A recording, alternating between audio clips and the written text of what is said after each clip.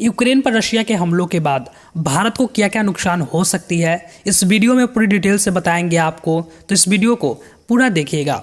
Russia ने Ukraine पर पहला बम भले ही ब्लैक सी से सटे किसी शहर पर गिराया हो, लेकिन उसकी गूंज दुनिया भर के बाजारों में सुनाई दी है। चीन, जापान, ताइवान समेत एशियाई शेयर बाजारों को गिरा कर रख दिया है।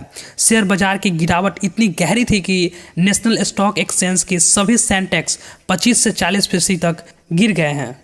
अगर हम बात करें यूक्रेन में भारत से गए पढ़ने वाले छात्रों की, तो करीब 18 से 20 हज़ार बताई जाती है। मेडिकल की पढ़ाई यूक्रेन में भारत के मुकाबले आधे से भी कम खर्च पे हो जाती है। यही वजह है कि वहाँ पे छात्र जाकर मेडिकल की पढ़ाई करने का विकल्प को चुनते हैं।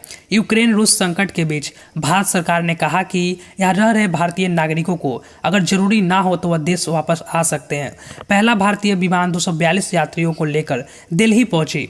दोनों देशों के बीच स्थिति बिगड़ी तो वहां रह रहे भारतीय भी सुरक्षित नहीं होंगे। भारत में रह रहे उनके परिवार वाले भी इसलिए चिंतित है और यही कारण है कि भारत सरकार इस घटना पर पूरी नज़र बनाई हुई है। हमारे इस वीडियो की तीसरी पॉइंट यह बताती है कि तेल की बढ़ती कीमत। इसके अलावा इस संकट का असर भारत की अर्थव्यवस्था पर पड़ने की आशंका जताई जा रही है। भारत की वित्त मंत्री निर्मला सीतारमण ने मंगलवार को कहा कि रूस यूक्रेन तनाव का असर अभी भारतीयों पर नहीं पड़ा है, लेकिन इस वैश्विक तनाव की वजह से अंतर्राष्ट्रीय स्तर पर तेल की बढ़ती कीमत भारत की अर्थव्यवस्था के लिए चुनौतीपूर्ण हो सकती है।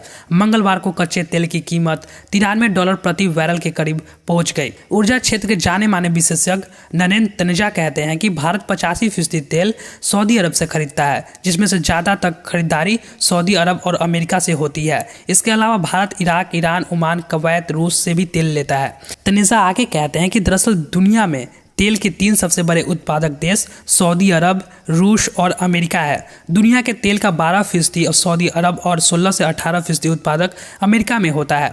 तनेजा कहते हैं कि अगर इन तीनों देशों में से 2 बड़े देश युद्ध जैसी परिस्थिति में आमने सामने होंगे तो जाहिर है कि इससे तेल की सप्लाई पर विश्व भर में प्रभावित हो सकती है। ये युद्ध की आशंका ही तेल की कीमत बढ़ने की आशंका लगाई जाती है।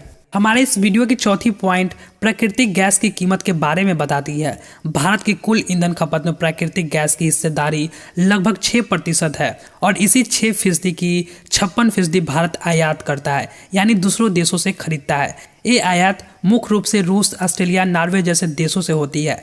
करीब कुछ सालों पहले कुएं से गैस निकाली जाती थी, फिर उसे तरल किया जाता था और फिर समुद्री रास्तों से यह गैस भारत पहुंचती थी। इस वजह से इसे लिक्विफाइड नेचुरल गैस यानी LNG कहा जाता था। भारत लाकर इसे LNG को PNG और CNG में परिवर्तन किया जाता था। फिर इसका इस्तेमाल कारखाने, बिजली घरों और CNG वाहनों और रसोई घरों में होता था। रूस यूक्रेन संकट के बीच LNG की कीमत में बढ़ोतरी देखने को मिला। रूस पश्चिमी यूरोप प्राकृतिक गैस का बड़ा निर्यातक है। इसी क्षेत्र में सारी पाइपलाइन बिछी हुई है। दोनों देशों के बीच बढ़ते तनाव को देखते हुए आशंका है कि बमबारी ना शुरू हो जाए, सप्लाई बाधित न हो जाए। इसी आशंका की वजह से LNG की कीमत बढ़ रही है। हमारे इस वीडियो की 5वीं पॉइंट यह बताती है कि तेल और नेचुरल गैस के बाद इस संकट का तीसरा बड़ा असर खाद्य तेल पर पड़ सकता है। यूक्रेन विश्व का सबसे बड़ा रिफाइंड सूरजमुखी के तेल का निर्यातक देश में से एक है। दूसरे स्थान पर रूस है। दोनों देशों के बीच तनाव इसी तरह से अगर लंबे समय तक जारी रही तो हमारे घरों में इस्तेमाल होने वाले सूरजमुखी के तेल की किल्लत भारत में भी हो सकती है। हमारे इस वीडियो की 6वीं पॉइंट यह बताती है कि कीमती पत्थर और धातु के बारे में। इसके अलावा भारत रूस से मोती, कीमती पत्थर, धातु भी आयात करता है। इसमें से कुछ का इस्तेमाल हमारे फ़ोन और कंप्यूटर बनाने में होती है। मैं आशा करता हूं कि इस वीडियो से आपको कुछ जानने और सीखने को जरूर मिला होगा। अगर मिला हो तो अपने दोस्तों के साथ शेयर करें और हमारे चैनल से जरूर जुड़े।